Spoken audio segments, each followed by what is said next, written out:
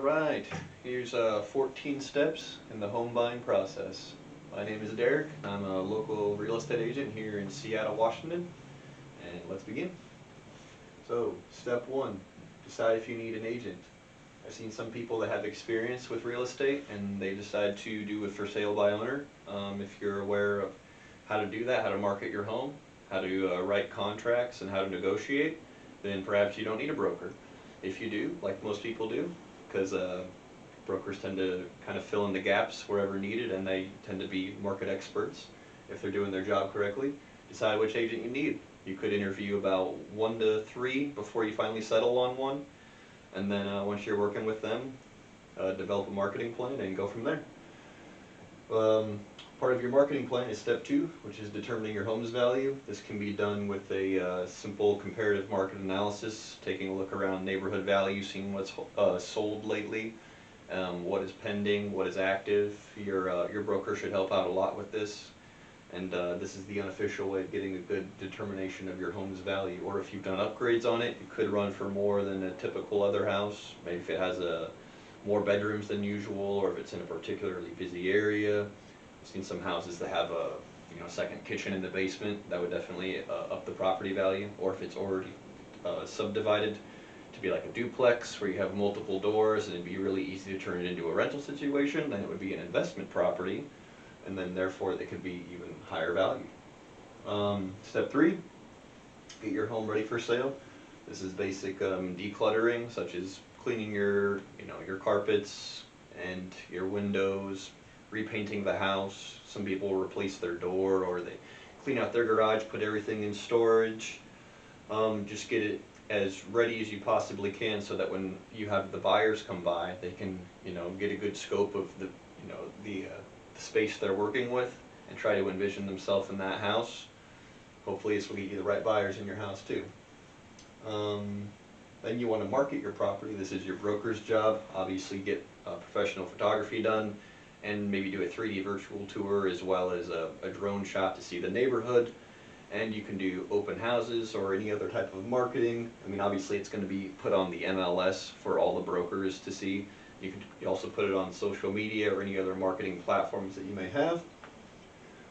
Step 5 is when you show your home, you want to give it a good week, maybe longer, depending on your area, to give the proper amount of time for all the buyers to come through and get a good look at your property and decide if they want to go ahead and make an offer, which is step 6. Receiving offers and negotiating. This is where you will go through with your broker after your review period, and they will lay out all the offers that were made on the property, as well as any contingencies or any like special offers. Some people do cash, or they can close early. You have to consider that as well as with the purchase price. After you've decided on one, you will then open escrow and order the title.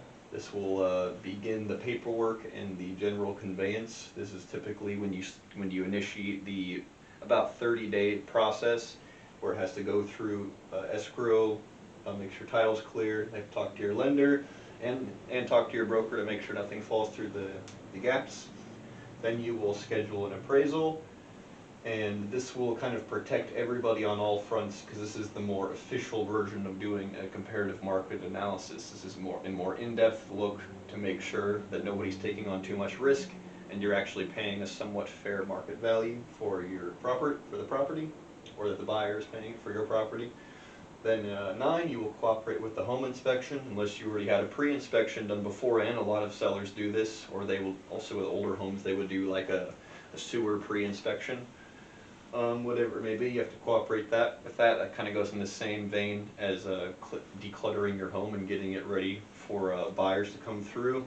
That way everything just flows smoothly, which leads to step 10, which is kind of the same as cooperating with home inspection, but this is where you deliver your seller disclosures. This has to do with any material defects with the home, or if there's any problems with title. Everything has to be properly given to the buyer so that they can determine if this is the property they would like to go through with, and to make sure, obviously, that you can clearly convey title without any legal issues. Step 11 is negotiate requests for repair. technically you don't really have to accommodate this at all, if you don't, you could have the deal potentially fall through. And you could, another way to accommodate it without doing the repairs is getting them to sign saying that it's okay, we don't do repairs, or perhaps giving them buyer credits at the end. This would technically lower the purchase price from your net proceeds, but it would give more wiggle room for the buyers to come through and do the repairs themselves, so that you can maintain the integrity of the deal and actually close on it. Step 12 is when you ask the buyer to release contingencies. They technically don't have to release contingencies, that's why you have to ask for it. This is an official way of saying that the deal is clear to go through all the way, and that we're going to remove possibly the financing contingency or the inspection contingency, whatever it may be. You have to release those to go through, which leads into signing the title and escrow documents, just one of the very last steps right before you finally go to step 14, which is when you close. You sign all of your documents, the brokers get paid their commissions, any debits and credits that were prorated beforehand are dealt with. You hand over the keys, and that is it. If you follow all these steps, you will successfully sell your home, and it's that easy. Well, kind of that easy. It can be pretty stressful, and it can be time consuming if you don't have the proper amount of help, or if you don't have a clear goal in mind. And make sure, obviously, beforehand that you absolutely want to sell your house, because by the time you get down in these steps, everyone's just going to want to be done with it. It will probably be about a month out, and it'll be about time to close on it. So if you like this video, feel free to comment, and I can try to make more videos where I can answer your questions, and hopefully this was helpful for you.